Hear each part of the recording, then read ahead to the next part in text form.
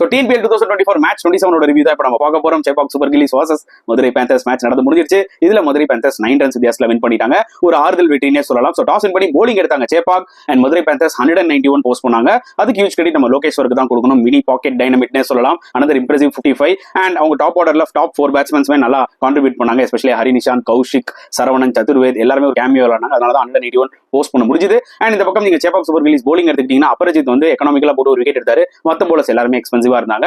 And சேசிங்ல Jagadeesan earlier out ஆயிட்டாரு. Santhosh and Pradosh பால் சூப்பரா ஒரு பார்ட்னர்ஷிப் போட்டாங்க. சந்தோஷ் வந்து ஒரு 48 அடிச்சாரு. பிரதோஷ் பால் நல்ல ஒரு 50. பட் அன்பார்ச்சுனேட்லி அவங்களோட லோவர் மிடில் ஆர்டர் கை கொடுக்கலன்னு தான் சொல்ல முடியும். At the same time you have to give credit to Madurai panthers bowlers. அவங்களுக்கு வந்து பாத்தீங்கன்னா கண்டிப்பா கிரெடிட் கொடுக்கணும். கார்த்திக் நல்லா போட்டு 3 விக்கெட் எடுத்தாரு.